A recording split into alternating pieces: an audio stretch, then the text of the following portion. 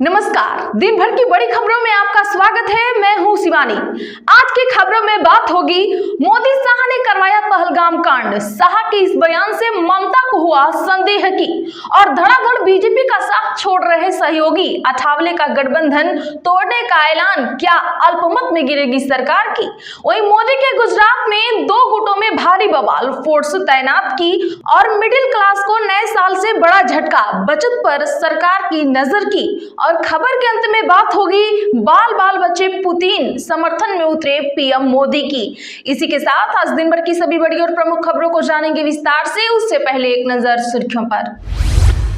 मानवाधिकार आयोग का एंजल चकमा कांड पर सरकार को नोटिस, जांच रिपोर्ट की तलब। देहरादून में 6 बदमाशों ने घोंपा था चाकू। सीट बंटवारे पर महायुति में टकराव, अठावले ने लगाया विश्वासघात का आरोप। 38 सीटों पर लड़ने का किया ऐलान। शाह बोले ममता घुसपैठ नहीं रोक सकती। सीएम बोली शकुनी का चेला आया, घुसपैठ सिर्फ बंगाल से तो क्या पहलगाम कांड आपने कराया। पूरे महानगर पालिका चुनाव से पहले एनडीए में दरार, टूटने के कगार पर बीजेपी और शिवसेना गठबंधन। अब शिक्षकों से कुत्तों की गिनती कराई जा रही, रेखा सरकार पर आपका बड़ा वार। आरजेडी के दम पर कांग्रेस बिहार में जीत सकती है, मृत्युंजय तिवारी बोले उन्हें आत्ममंथन की जरूरत। राजद ने जेडीयू सांसदों के आवास पर उठाए सवाल।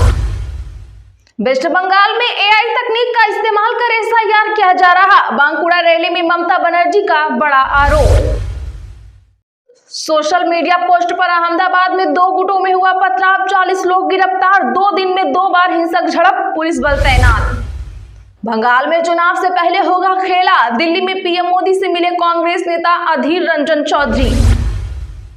प्रियंका गांधी के बेटे रेहान वाड्रा की सगाई की खबरें तेज, फोटोग्राफी का शौक रखती है गर्लफ्रेंड अवीवा बेग। मां नंदिता ने कांग्रेस मुख्यालय किया डिजाइन। जम्मू कश्मीर में मुख्यमंत्री एलजी में हुआ टकराव, तबादले और नियुक्तियां अटकी। असमंजस में अफसर, 2025 का पूरा साल शासन से ज्यादा सत्ता संघर्ष में खत्म हो गया। पंजाब के एमएलए बोले मोदी दी दौड़ते गोड्डा रख देंगे, इसका मतलब मोदी की गर्दन पर घुटना रख देंगे। बीजेपी का विरोध, विधानसभा में हुआ हंगामा। भाजपा सांसद बोले रोत ने मुझे थप्पड़ मारने की कोशिश की, जान से मारने की धमकी दी। बाप सांसद ने कहा मन्ना लाल रावत उकसा रहे थे। बांग्लादेश ने भारत में अपने उच्चायुक्त को तुरंत ढाका बुलाया, देर रात देश लौटे हमीदुल्लाह। भारत से संबंधों पर चर्चा करना है मकसद। गाजियाबाद में हिंदुओं को बांटी तलवारें और फरसा, कहा जिहादियों से डरना मत, चलाना भी सिखाएंगे। फोर्स पहुंचते ही मची भगदड़। शाह के बाद शिवराज सिंह चौहान बोले मोहन यादव ज्यादा ऊर्जावान, जी राम जी के खिलाफ प्रस्ताव पर कहा यह संघीय ढांचे पर वार। राहुल गांधी पर किया पलटवार। स्मॉल सेविंग्स स्कीम की ब्याज दरों में हो सकती है कटौती, सरकार 31 दिसंबर तक फैसला करेगी। पीपीएफ सुकन्या पर कम हो सकता है इंटरेस्ट। यूक्रेन का पुतिन के घर पर 91 ड्रोन से हुआ वार, रूस का दावा सभी मार गिराए। पीएम मोदी बोले बवाल नहीं, कूटनीति का रास्ता अपनाएं। दरबार लगाना अंधविश्वास, चादर चढ़ाना, कैंडल जलाना विश्वास। धीरेन्द्र शास्त्री बोले सनातन जगाने वाला प्लेन पर नहीं बैठ सकता। भूपेश बोले चंदा लेना करें बंद। सलमान की फिल्म बैटल ऑफ गलवान पर चीन में हुई नाराजगी, कहा ट्रेलर हकीकत से दूर। चीनी मीडिया बोला अभी इसका रिलीज होना गलत। चलिए जानते हैं बड़ी और प्रमुख खबरों को विस्तार से। उससे पहले अभी तक वीडियो को लाइक नहीं किया हो तो लाइक कर दें और खबर को आखिर तक जरूर देखें। शाह बोले ममता घुसपैठ नहीं रोक सकती, सीएम बोली शकुनी का चेला आया है। दरअसल बता दें कि पश्चिम बंगाल की सीएम ममता बनर्जी ने कहा है कि शकुनी का चेला दुशासन बंगाल में जानकारी जुटाने आया है। जैसे ही चुनाव आते हैं दुशासन और दुर्योधन दिखाई देने लगते हैं। आज बीजेपी कह रही है कि ममता बनर्जी ने जमीन नहीं दी, तो फिर पेट्रापोल और अंडाल में जमीन किसने दी? बांकुरा में आयोजित कार्यक्रम में ममता बनर्जी ने कहा बीजेपी कहती है कि घुसपैठिए सिर्फ बंगाल से ही आते हैं।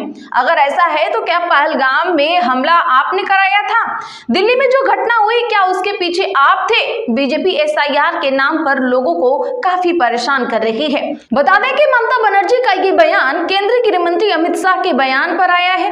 पश्चिम बंगाल दौरे के दूसरे दिन आज शाह शाह ने कोलकाता में एक प्रेस कॉन्फ्रेंस की। उन्होंने कहा कि पश्चिम बंगाल में ममता सरकार घुसपैठ को नहीं रोक पा रही है। अगर राज्य में भाजपा सरकार बनी तो यहाँ परिंदा भी पर नहीं मार पाएगा। बंगाल में सभी योजनाएं डेड एंड पर पहुंच गई हैं।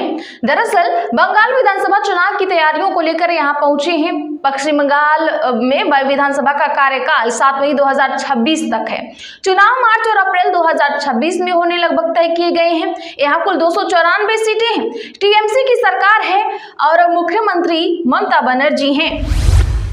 सीट बंटवारे पर महायुति में हुआ टकराव, अठावले ने लगाया विश्वासघात का आरोप। महाराष्ट्र की सियासत में महायुति के भीतर खींचतान खुलकर सामने आ गई है। केंद्रीय मंत्री और रिपब्लिकन पार्टी ऑफ इंडिया के प्रमुख रामदास अठावले ने बीएमसी चुनाव के लिए सीट बंटवारे पर अपनी पार्टी को बाहर रखे जाने को विश्वासघात करार दिया। उन्होंने साफ किया कि उनकी पार्टी 38 सीटों पर चुनाव लड़ेगी, जबकि बाकी सीटों पर भाजपा और शिवसेना को समर्थन देती रहेगी। रामदास अठावले ने कहा कि महायुति के गठन के बाद से उनकी पार्टी पूरी निष्ठा और मजबूती के साथ गठबंधन के साथ खड़ी रही, लेकिन बीएमसी चुनाव में सीट बंटवारे को लेकर जो फैसला हुआ उसे आरपीआई के कार्यकर्ताओं में भारी नाराजगी है। उन्होंने कहा कि देर रात केवल 7 सीटों का प्रस्ताव देना व्यवहारिक नहीं था और इसे स्वीकार नहीं किया जा सकता। आठवले के मुताबिक मुंबई में आरपीआई की ताकत वंचित बहुजन अघाड़ी से ज्यादा है। इसके बावजूद उनकी पार्टी को नजरअंदाज कर दिया गया।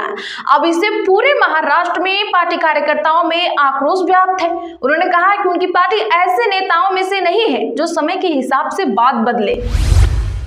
पंजाब के एमएलए बोले मोदी की गर्दन पर घुटना रख देंगे। बीजेपी का विरोध, विधानसभा में हुआ हंगामा। पंजाब विधानसभा में आज केंद्र सरकार के मनरेगा का नाम बदलकर वीबीजी रामजी करने के खिलाफ बहस हुई। मंत्री तरुणप्रीत सोंद ने इसका प्रस्ताव पेश किया था। इस पर सीएम भगवंत मान के बोलते ही सदन में हंगामा हो गया। कांग्रेस एमएलए सुखपाल खैहरा कुछ कहने लगे तो सीएम मान भड़क उठे। उन्होंने कहा कि जानबूझकर सीएम का भाषण डिस्टर्ब कर रहे हैं, इन्हें बाहर निकालो। स्पीकर ने खैहरा को सदन से बाहर निकालने के लिए कह दिया।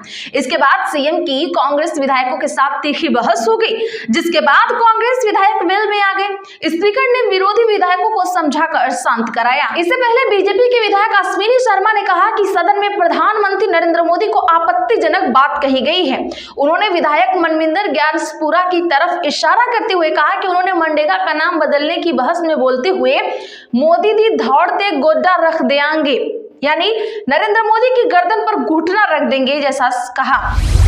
वेस्ट बंगाल में एआई तकनीक का इस्तेमाल कर एसआईआर किया जा रहा, ममता बनर्जी का बड़ा आरोप। बता दें कि पश्चिम बंगाल की सीएम ममता बनर्जी ने आज एक बड़ा आरोप लगाया कि एसआईआर के नाम पर लोगों को प्रताड़ित किया जा रहा है। उन्होंने दावा किया है कि पश्चिम बंगाल में ही एसआईआर प्रक्रिया के चलते करीब 60 लोग मरे। बुजुर्ग लोगों को दस्तावेज सत्यापन के लिए बुलाया जा रहा है।